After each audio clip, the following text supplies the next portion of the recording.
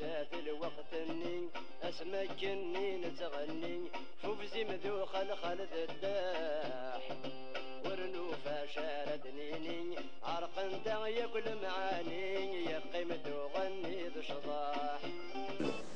Et enfin, en troisième lieu, il commence à parler de mosquées. Ce qui se passe en Algérie, Madame l'a bien souligné, pourquoi tout cela?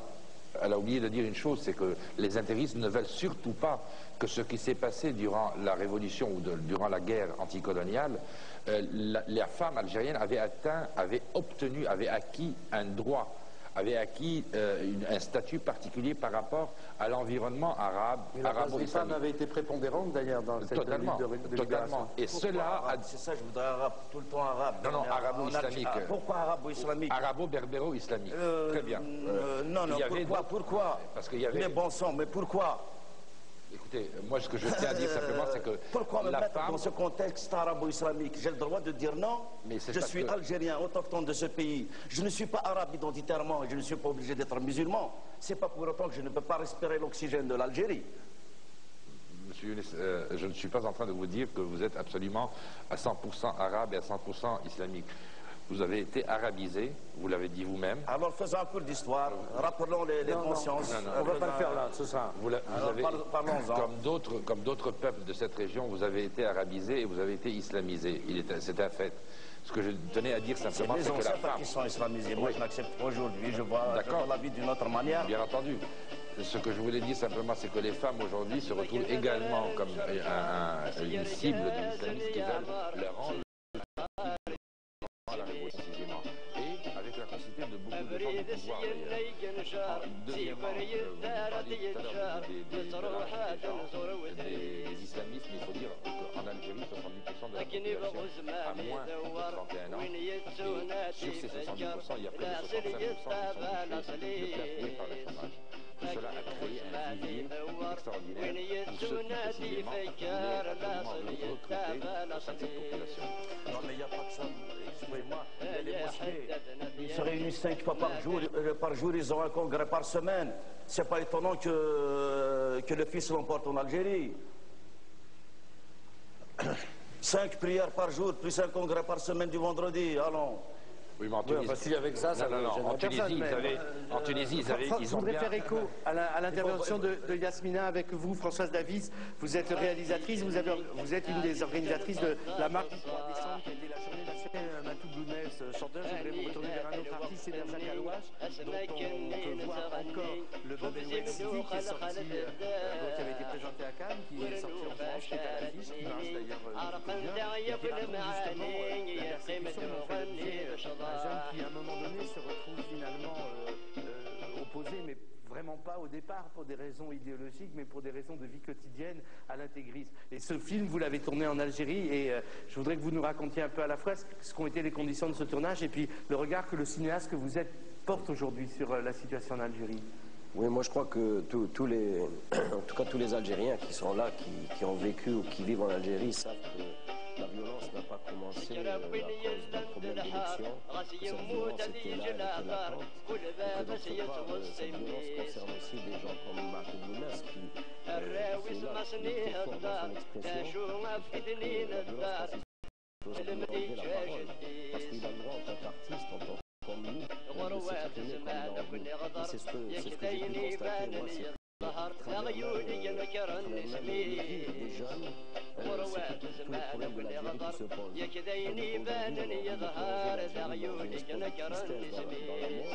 Et c'est pour ça que c'est toujours gênant d'entendre des discussions ou des questions de schéma concernant l'Algérie, l'armée, les intégristes, les démocrates, à croire aussi qu'aujourd'hui être un démocrate en Algérie c'est un crime, alors que des gens, comme l'a dit Matou, ses chansons n'ont pas commencé il y a quelques mois. Ces chansons ont été violentes déjà dans les années 70.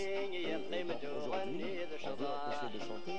Et pour moi, tout à l'heure j'ai vu à la télévision un reportage sur Canal+, fait par des Anglais, Et ce qui m'a surpris, c'est que c'était la première fois, ودني فهم المثل تزرع ماشي دين غفل سيزكنا قرتين الله qui se baignaient, des filles, des garçons, et c'était des gens يبان libres. وبريد Et ça durait سيسهل quelques secondes. يمي Et par كل شيء exemple, jamais يبدل les ولا journalistes français, quand مسامي ils sont allés en الصوت Algérie, زمان ont montré aussi cette autre vie.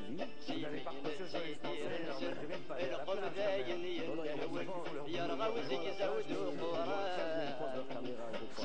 C'est ça tout le problème de ce qui se passe chez nous. القلب Et c'est pour ça داين que moi, je pense ينهول que c'est bien يرغى d'être وزيك passionné زود par rapport à ce qui se وقران passe chez nous. Je voudrais finir la première partie de cette émission, puisqu'elle va durer après la deuxième page de pub, par deux témoignages de gens qui sont récemment partis, que vous avez أني ذات الوقت النين أسمعك النين تغني وبزي مدوخل خالد الداح ورنو.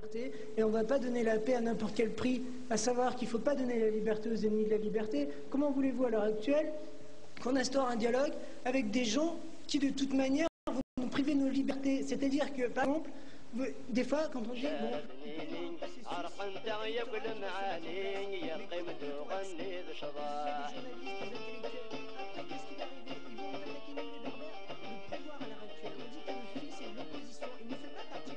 Bon, le fils a été enfanté par le FLN pour empêcher les démocrates algériens de jaillir, de voir la lumière. Dans les années 80, il y avait de nombreux démocrates en Algérie. On les a enfermés dans les prisons. Le docteur Saïdi est enfermé en 1980 lors du printemps berbère.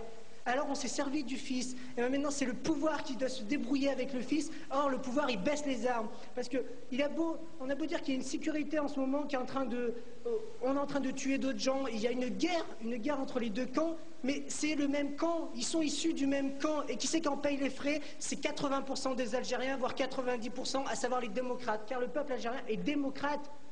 Nous voulons la liberté, là maintenant nous voulons la paix. Mais nous ne voulons pas la paix à n'importe quel prix. Pensez aux gens qui sont morts, qui ont défendu leurs opinions. On va pas sacrifier, on ne va pas devenir raisonnable. Il ne faut pas qu'on devienne raisonnable. Il ne faut pas qu'on aille serrer des mains à des gens qui ont du sang sur leurs mains. Moi, je n'accepte pas cette vision-là. Et je pense qu'au contraire, il faut prévoir, il faut se dire, mais on ne va pas leur donner de liberté à ces gens. On ne va pas laisser des gens s'exprimer. Regardez la démocratie. La démocratie, elle a enfanté Hitler. Parce que les gens n'étaient pas prêts. Parce que Hitler s'est servi de ce qui s'est passé en Allemagne durant la crise de 29. Mais écoutez, en Algérie, ce qui est en train de se passer, c'est la même chose. À savoir qu'il y a une crise économique, une crise sociale, une crise culturelle, une crise identitaire. Qu'est-ce que le peuple algérien? Le peuple algérien est une entité diverse. À savoir qu'il y a des berbères, qu'il y a des arabes. Et c'est vrai que nous sommes un melting pot formidable. Si on s'était servi de cette diversité, l'Algérie serait un pays extraordinaire. Regardez, en 1963, après l'indépendance, de nombreux économistes disaient qu'il y a seule l'Algérie et l'Afrique du Sud qui avaient le potentiel pour faire partie du G7. Et à l'heure actuelle, quand on s'aperçoit que l'habitant d'Algérie est de 2200 $, et qu'on a fait une faillite de l'Algérie, tout ça parce qu'on s'est laissé porter par un pouvoir central. Et à l'heure actuelle, le pouvoir central nous dit non, il faut qu'on discute. C'est maintenant qu'on va discuter, c'est trop tard. Maintenant, il faut laisser agir les démocrates, laisser les démocrates. Et je pense que la France a un rôle à jouer au niveau médiatique. Il faut médiatiser les démocrates algériens. Il faut que les politiques français s'engagent. Il faut qu'il y ait des députés, il faut qu'il y ait des ministres qui parlent sur l'Algérie. Il ne faut pas avoir peur. L'Algérie, c'est plus la France. Nous sommes affaire à deux États. Nous faisons partie du bassin méditerranéen. Alors il faut s'aider entre nous, mais il faut prendre position. Il faut prendre position pour les démocrates, il faut prendre position pour la liberté. Nous, on vous attend. Alors prenez position. Ben, c'est de la mouche. Yasmina, brièvement. Oui, brièvement, Non. On va prendre des coups de... Vas-y.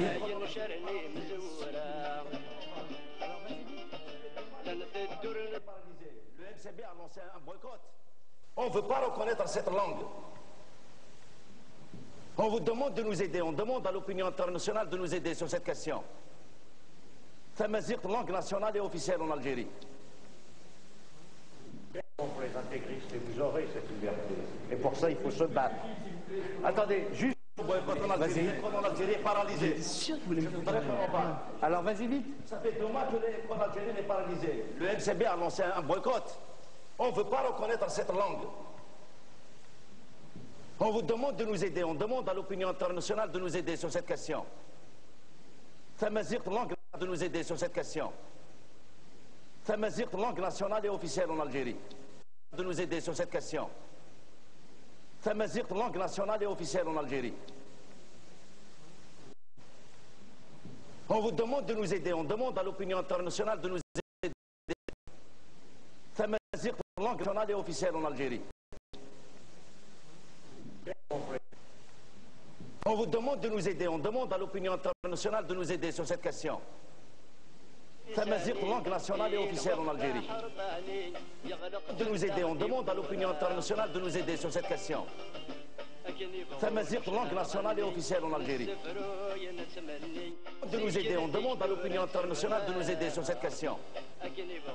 Tamazight, langue nationale et officielle en Algérie. De nous aider, on demande à l'opinion internationale de nous aider sur cette question. Tamazight, langue nationale et officielle en Algérie. De nous aider, on demande à l'opinion internationale de nous aider sur cette question. Tamazight, langue nationale et officielle en Algérie. De nous aider, on demande à l'opinion internationale de nous aider sur cette question. Tamazight, langue nationale et officielle en Algérie. De nous aider, on demande à l'opinion internationale de nous aider sur cette question. Tamazight, langue nationale et officielle en Algérie. A lancé un boycott. On ne veut pas reconnaître cette langue. On vous demande de nous aider, on demande à l'opinion internationale de nous aider sur cette question. Tamazight, langue nationale et officielle en Algérie. Pour les intégristes, et vous aurez